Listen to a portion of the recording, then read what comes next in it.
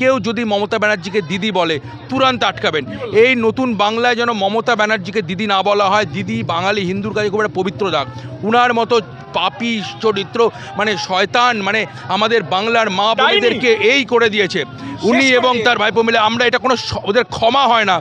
রাজ্যিকরের মেয়েটা চলে গেল, কত টেটের চাকরি পেল না, ভালো ভালো ছেলেপিলেরা কত নারদা সারদা পাপের ঘরা সে। উনাদের প্রতি you don't know respect. Please দিদি বলবেন না, কেউ বললে থামাবেন। প্রগাঢ় একটা পাপ ও স্রোত, সেই পাপ স্রোত আজকে শেষ হয়ে গেছে। ওই রকম শয়তান আর চেয়ারে বসবে না। আর খুন, ধর্ষণ, রাহাজানি, মারামারি, লুট, দুর্নীতি যা যা নোংরামি আছে আর হবে না এই পশ্চিমবঙ্গে। এই মমতা বন্দ্যোপাধ্যায় একটা এত নষ্ট মহিলা, এত গিরাহুয়ান মহিলা যে এই ভদ্রমহিলাকে জন্য একে নিপাত যাওয়ার জন্য কালকে বোধহয় 10 লক্ষ লোক পুজো দিয়েছে। আমি তো অনেকদিন আগে নামটা দিয়েছিলাম, তোমাদের মনে নেই কিনা, মহিষাসুর। ওর চোর চিটিংবাজ ভাইপো বা ছেলে যাই বলো সেবাটাও দূর, কদিন বাদে জেলে যাবে এটাও তোমাদের বলে দিলাম। যদি পালিয়ে যায় যে কোনো জায়গায় দেশের বাইরে থেকে আমি ওকে অ্যারেস্ট করে নিয়ে চলে আসবো। যদি আমাকে গভর্নমেন্ট চায়, I am happy to take that charge, get him down here in India and get him behind the bars. যদি বিজেপি ম্যানিপুলেট করে ভোট যেতে বেশ করেছে, সারা জীবন উনি তাই করেছেন। আমি হলে অনেক আগে বলেছি এদের একদম ফ্ল্যাট করে দিতাম, মশলা ধোসা করে দিতাম। 200 বলেছিলাম তো, আমি 200 প্রায় বলেছিলাম তো, প্রায় 200 হয়ে গেছে। আমি 190 থেকে 200 বলেছিলাম না? হ্যাঁ, বৌদির সঙ্গে তোমাদের কথা হলো, তাহলে প্রেডিকশন ইজ রাইট। একদম একদম ঠিকঠাক আছে। এই লোকগুলোকে চুপ করতে বলো। ডাক্তারবাবু, দীর্ঘদিনের প্রতীক্ষার অবসান বলা চলে। একটা কাঙ্ক্ষিত জয়ের অবশেষে ঘাম দিয়ে জ্বর ছাড়লো।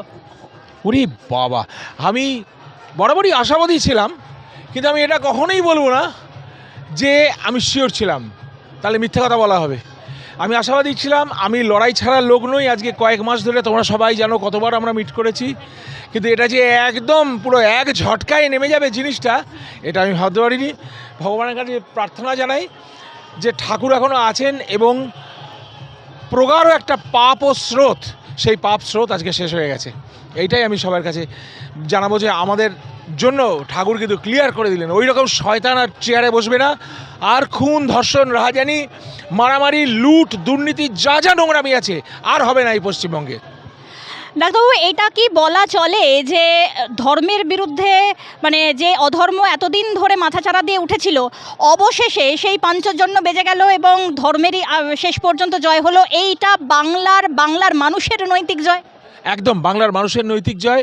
এবং আজকে আমি বুঝতে পারছি, কাল আমি মাকে বলছিলাম, আমার মাকে, যে জানো মা, এই মমতা বন্দ্যোপাধ্যায় একটা এত নষ্ট মহিলা, এত গিরাহুয়ান মহিলা যে এই ভদ্রমহিলাকে জন্য একে নিপাত যাওয়ার জন্য কালকে বোধহয় 10 লক্ষ লোক পুজো দিয়েছে।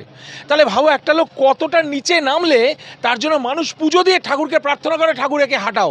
মানে আমি তো অনেকদিন আগে নামটা দিয়েছিলাম, তোমাদের মনে নেই কিনা, মহিষাসুর। মহিষাসুরের জায়গায় মহিষাসুর আমি অনেকদিন নামটা দিয়েছিলাম। আজকে মহিষাসুর দুধ, ওর চোর চিটিংবাজ ভাইপো বা ছেলে যাই বলো সেবাটাও দূর, কদিন বাদে জেলে যাবে এটাও তোমাদের বলে দিলাম।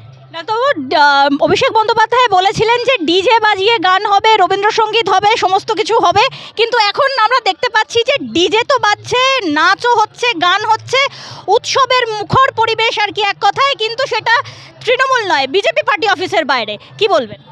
বলবো ওরা তো সবসময় ওই খেলামেলা মৎসবই করে এসছে। এটা হচ্ছে স্যাকরা টুকটাক কামারের এক ঘা দিয়েছি আমরা বসিয়ে। এবার ওই ফেকড়াটাকে বলো, অবশ্য পালিয়েছে এখন পুলিশের ভয়ে, হয়তো এখানে আসলে অ্যারেস্টও হয়ে যাবে। ও যদি থাকতো একটু ডিজে নাচতে পারতো, আমি তো নাচতে পারি না, ও একটু নাচতো, দেখতাম খোকাটা নাচতে পারে কিনা অ্যাটলিস্ট। আর কি বলেছিল রবীন্দ্রসঙ্গীত, ওটা ওদের হাত থেকে চলে গেছে এবার। আর রবীন্দ্রসঙ্গীত করতে হবে না, ও যা খুশি করুক। যদি তিহার জেলে যায় ওখানে রবীন্দ্রসঙ্গীত করুক, বা যদি পালিয়ে যায় যে কোনো জায়গায় দেশের বাইরে থেকে আমি ওকে অ্যারেস্ট করে নিয়ে চলে আসবো। যদি আমাকে গভর্নমেন্ট চায়, I am happy to take that charge, get him down here in India and get him behind the bars. এদিকে দেখা যাচ্ছে মমতা বন্দ্যোপাধ্যায় তিনি শেষ মুহূর্ত পর্যন্ত বার্তা দিলেন দলীয় কর্মী সমর্থকদের। বিজেপি গণনাকে ম্যানিপুলেট করার চেষ্টা করছে, কেন্দ্রীয় বাহিনীকে হায়ার করা হয়েছে, বাংলার মানুষদের ওপরে অত্যাচার করা হচ্ছে, তৃণমূলের পার্টি অফিস ভাঙচুর করা হচ্ছে। এই বিষয়ে তার এই বক্তব্য, কি বলতে চান? ভাঙচুর করা হচ্ছে না, পেছন থেকে যাই, কারোর ওপর অত্যাচার করা হচ্ছে না। আর যদি বিজেপি ম্যানিপুলেট করে ভোট যেতে বেশ করেছে, সারা জীবন উনি তাই করেছেন। আমি হলে অনেক আগে বলেছি এদের একদম ফ্ল্যাট করে দিতাম, মশলা ধোসা করে দিতাম। যা করেছে বেশ করেছে। আর নবান্ন টবান্ন লুট হয়নি, লুটের যে চুরির মালগুলো ওগুলো আটকানোর জন্য সেন্ট্রাল ফোর্স চলে গেছে, সব কিছু ঘিরে ফেরা হয়েছে। আরে চোররা তো চেঁচাবেই, হ্যাঁ। আর ওর হচ্ছে ডুবে যাচ্ছে, লাস্ট যেটা বললে শেষ বার্তা রাখলো যে ডুবে যাচ্ছে না, তখন সে মানে ইঁদুরটাও একটা খড় ধরে বাঁচার চেষ্টা করে, মানুষও একটা খড় ধরে বাঁচার চেষ্টা করে। উনি ডুবে গেছেন, ওনার খেলা শেষ, ওনার চেয়ার পড়ে গেছে। শুভেন্দুবাবু অনেকদিন আগে বলেছিলেন যে বাটি হাতে বসাবো কালীঘাটে। আমি শুভেন্দুবাবু বেশ দয়ালু লোক, আমার ভালো লাগে ওকে। আমি করজোরে রিকোয়েস্ট করবো, শুভেন্দুবাবু এতখানি সিরিয়াস স্টেপস নেবেন না। আমি আমার দোরগোড়া একটা ছাতা দিয়ে বসাবো, আমি ভাত আর মাছের ঝোল খাওয়াবো ওকে। ডাক্তারবাবু, কিছুদিন আগেও আবার মমতা বন্দ্যোপাধ্যায় বলেছিলেন তিনি নাকি 300 আসন পেরিয়ে যাবেন, কিন্তু এখন যেটা দেখা যাচ্ছে সেটা হচ্ছে তৃণমূল মানে 3 ডিজিটও ক্রস করতে পারছে না। তো এইটা কি মমতা বন্দ্যোপাধ্যায়ের ওভার কনফিডেন্স, ওনার ঔদ্ধত্য, এই সমস্তই কি মানে সেই মোগল সাম্রাজ্যের পতনের কারণের মতন তারও কি এগুলোই পতনের কারণ হয়ে দাঁড়াল? একদম ওটার জন্যই ওর পতন হলো। এই যে উদ্ধত্ত, এই অ্যারোগেন্স, এই রেকলেসনেস, যা খুশি তাই করব, আজকে দিনটা মিটে গেছে। আর উনি করতে পারবেন না। জাহান্নামে যা, ও তো স্বর্গে যাবে না, নরকেও যাবে না, ও জাহান্নামে যাবে। ওর হুড় লাগবে কিনা আমি জানি না, ও যেখানে খুশি যাক। মমতাজ বেগম একটা নষ্ট মহিলা, সে আমাদের আজ এত দিন ধরে 15 বছর ধরে বাঙালির প্রত্যেকটা লোককে, পশ্চিমবঙ্গকে ভেঙে তছনছ করেছে, সেন্টারের সঙ্গে কাট অফ করেছে। আজকে মমতা বন্দ্যোপাধ্যায় দাঁড়িয়ে শুনে নিন, আপনাকে এককালে দিদি বলতাম, দিদি তো দূরের কথা, আপনাকে মমতাজ বেগম বলছি। আর বলছি আপনি নিপাত যান, জাহান্নামে যান। ডাক্তারবাবু, আমাদের চ্যানেলেই আপনি কিছুদিন আগে প্রেডিকশন করেছিলেন যে এবারে বাংলার রায় কি হতে পারে। তো সেদিকে দেখা গেল যে সমস্ত বাঁধন টপকে আর কি এক কথায় বাঁধন খুলে দাও গো। আমি 200 বলেছিলাম তো, আমি 200 প্রায় বলেছিলাম তো, প্রায় 200 হয়ে গেছে। আমি 190 থেকে 200 বলেছিলাম না? হ্যাঁ, বৌদির সঙ্গে তোমাদের কথা হলো, তাহলে প্রেডিকশন ইজ রাইট। একদম একদম ঠিকঠাক আছে। এই লোকগুলোকে চুপ করতে বলো, চুপ করতে বলো, এই চুপ করতে বলো, এগুলো তৃণমূল, এগুলো চুপ করতে বলো। এদিকে আছে আমাদের এখানে এই মুহূর্তে যুধাজিৎদা রয়েছেন, প্লিজ প্লিজ প্লিজ আপনারা সবাই জয়েন করুন। 7 সমুদ্র 13 নদীর পার থেকে তারা, দাঁড়াও কল্যাণ মজুমদার, কল্যাণদা, যুধাজিৎদা সবাই রয়েছেন। এনারা এক কথায় বলাই যেতে পারে যে ডাক্তারবাবু তো আমাদের ঘরের মানুষ, কিন্তু এনারা 7 সমুদ্র 13 নদীর পারে থেকে এবারে বাংলাতে এসেছেন, এবং এবারে বাংলায় এই যে পরিবর্তনের ঝড় আপনারা দেখতে পাচ্ছেন, তাদের জন্য অবশ্যই তাদের প্রতিও কৃতজ্ঞতা কিন্তু গোটা বাংলার মানুষের থাকবে। তার কারণ তারা এত কষ্ট করে এসেছেন তাদের নৈতিক অধিকার প্রয়োগ করার জন্য, গণতান্ত্রিক অধিকার প্রয়োগ করার জন্য। তাদের সঙ্গে কথা তো বলবো। সারা সকাল থেকে না খেয়ে ঘুরছে। আমি ওদেরটা বলে দিচ্ছি, রেস্টনিক যুধাজিৎ সারা সকাল না খেয়েছিল, কোনো রকমে একটু আমার বাড়ি থেকে একটু ড্রাই কোনো রকমে খেয়ে জল খেয়ে পাগলের মতো পার্টি অফিসে আসবো। আচ্ছা, এরা সবাই 1 মিনিট, আর এরাও এখানে দাঁড়িয়ে রয়েছে। দেখে চেহারা দেখে বুঝতে পারছো কি ধকল গেছে। পিঠে দাঁড়িয়ে যে ক্যাপ্টেন বি পার্থসারথী, ইনি brain behind that, he is a king maker kind of thing, তাই তো? আমার 3 গুণ বুদ্ধি, যুধার হাফ বুদ্ধি, এদের সব বুদ্ধি অনেক বেশি, আমার শ্যালো লেভেলের। কিন্তু এরা, আমরা সবাই মিলে কিভাবে প্রার্থনা করেছি। কাল রাত্রে যুধাজিৎ ঘুমোয়নি, আমিও ঘুমোইনি। আমি আবার একটা পোস্ট করলাম ঘুমোতে না পেরে। হ্যাঁ, ও একটা পোস্ট করেছে, সেটা আমি আবার পোস্ট করেছি আমার শেয়ারে, যে পরীক্ষার টেনশন, ফুটবলের টেনশন, ক্রিকেটের টেনশন, সব কিছু মিলে এই টেনশনটা কখনো হয়নি, এই ভয়ের টেনশনটা। এটা বলা যাবে না গো। এটা বহু বছর ধরে আমরা এর সঙ্গে জুড়ে আছি, বুঝতেই পারছো। এত দূর থেকে যদি আসি, তার মানে কত এর সঙ্গে ডিপ। বাংলায় বিজেপির আশা, কত বুলিং, কত কালচারাল মার্কসিজম, কত আমাদেরকে ঠেসে দেওয়া, সাম্প্রদায়িক এই সেই। আমাদের মানে কিছু মানুষ, আমাদের ছোট্ট একটা অংশ ধীরে ধীরে বড় হতে হতে সেই ছোট্ট অংশ তাদের প্যাশন, তাদের ডেডিকেশনের জন্য হার না মানা, আরও লোককে জড়ো করা, আরও লোককে, যেমন একটা ছোট্ট বিন্দু থেকে বৃত্ততে পরিণত হওয়া, এবং সেই বৃত্ত আজকে এখানে রাজনৈতিক ক্ষমতা দখল করলো। বাঙালি হিন্দুকে আমরা বোঝাতে সক্ষম হলাম কি পাগলও নিজের ভালো বোঝে। আমরা যদি আমার ভূমিকে না বাঁচাই, তাহলে কে বাঁচাবে? এখানে আমরা স্টিল 70% বাঙালি হিন্দু, এটা আমরা স্টিল ভোট ব্যাংক হতে পারি। মমতা ব্যানার্জি 15 বছর ধরে বাংলার রাহু মুক্তি হয়েছে। উনার মতো আপনারা আজকে, আমার শুধু একটাই রিকোয়েস্ট, আপনারা একটা ওথ নিন সবাই, আপনারা এবং আপনাদের বন্ধু বান্ধব আত্মীয় স্বজন এনশিওর করবেন, কেউ যদি মমতা ব্যানার্জিকে দিদি বলে তুরন্ত আটকাবেন। এই নতুন বাংলায় যেন মমতা ব্যানার্জিকে দিদি না বলা হয়। দিদি বাঙালি হিন্দুর কাছে খুব একটা পবিত্র দাগ। উনার মতো পাপী চরিত্র, মানে শয়তান, মানে আমাদের বাংলার মা বোনেদেরকে এই করে দিয়েছে উনি এবং তার ভাইপো মিলে। আমরা এটা কোনো ওদের ক্ষমা হয় না। রাজ্যিকরের মেয়েটা চলে গেল, কত টেটের চাকরি পেল না, ভালো ভালো ছেলেপিলেরা, কত নারদা সারদা পাপের ঘরা সে। উনাদের প্রতি you don't know respect. Please দিদি বলবেন না, কেউ বললে থামাবেন, এটা আমার একমাত্র। সেই পার্ক স্ট্রিট ঘটনা থেকে শুরু, দুর্গাপুরের ঘটনা শেষ।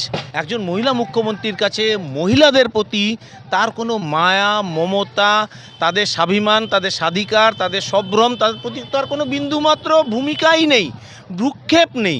এবং সেটাকে দিনের পর দিন সেই কামধুনি, সেই দুর্গাপুর, সেই সন্দেশখালি, সেই মোথাবাড়ি, প্রত্যেকটা জায়গায় এইভাবে নষ্ট করে। তারপরে সবচেয়ে বড় কথা কি, আমরা মহিলাকে কি মহিলা বলবো, তাকে দিদি বলবো কেন?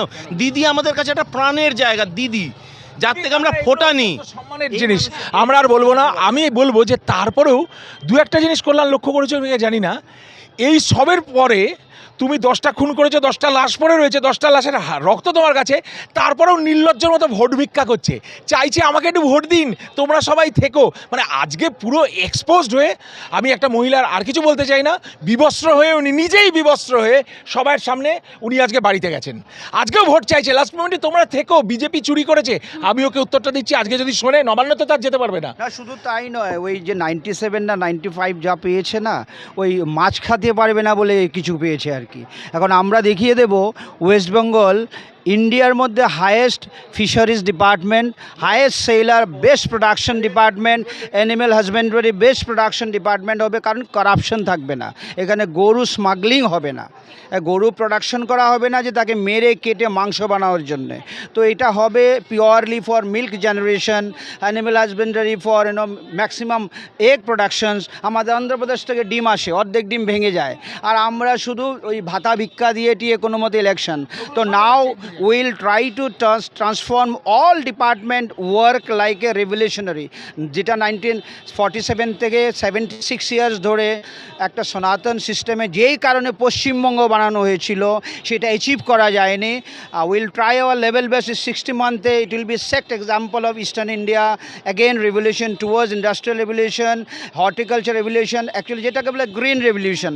ওরা তো গ্রিন রেভলিউশন করে চাল আর ওই আলু চাষিদের উৎপাদ করে আত্মহত্যার জন্য বাধ্য করেছিল। আমরা দেখিয়ে দেব আমাদের তারকেশ্বরের আলু সারা বিশ্বে কী করে বিক্রি হয়, অ্যান্ড অল কৃষক কী করে বেস্ট প্রাইস পায়, ফিনান্সিয়ালি রিচ হয়। দ্যাট ইজ দ্য টার্গেট, হ্যাঁ না? পার্থদা আর একটা প্রশ্ন থাকছে আপনার কাছে, সেটা হচ্ছে প্রবাসী আপনারা যারা রয়েছেন, তো মানে বাংলা দীর্ঘদিন ধরে বিদেশি বিনিয়োগ থেকে বঞ্চিত, এবারে কি সেই চিত্রটা পাল্টাবে, কি বলবেন?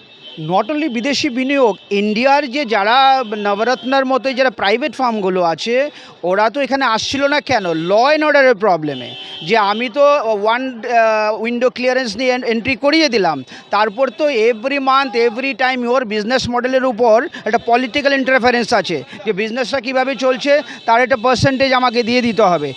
এইটা যতক্ষণ রিভাইভ না হবে ততক্ষণ আসবে না। তো এখন তো এমন একটা গভর্নমেন্ট আসছে যারা বিভিন্ন গভর্নমেন্ট স্টেটে অলরেডি এক্সিস্টিং গভর্নমেন্ট আছে, যেমন গুজরাটে আছে, এখান থেকে সানন্দা আমাদের সিঙ্গুর থেকে টাটা গেল ন্যানো ফ্যাক্টরি, তো ওখানে ফ্যান্টাস্টিকলি রান করছে। মারুতি গুরগাঁওতে আছে, তো ওরা why they will not open same manufacturing hub in eastern India, কারণ তাদের তো ম্যাক্সিমাম অটোমোবাইল ইন্ডাস্ট্রি গুরগাঁও থেকে হয়। তো ওয়াই নট টু এক্সপ্যান্ড?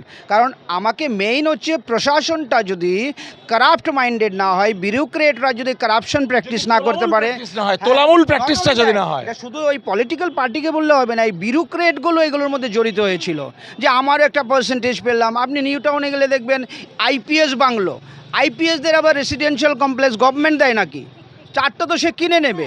জাজেস বাংলোস, জাজরা আবার কি বাংলো, এগুলো কি? এগুলো তো মানে সব ধরনের ফ্যাসিলিটেশন করে সিস্টেমটাকে একদম জবথব করে রাখা আর কি।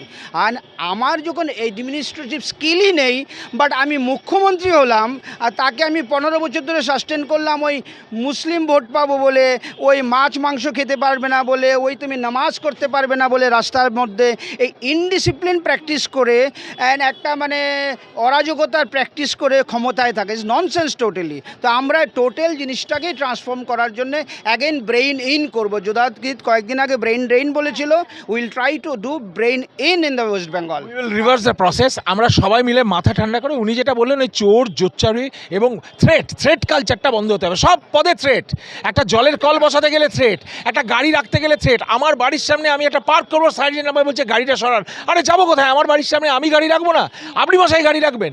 আজকে মোটামুটি আমরা হুমকি দিয়ে দিচ্ছি দিয়েছি, দেখে নিয়েছো তোমরা, পরে আবার ভালো করে ইন্টারভিউ হবে, কথা হবে।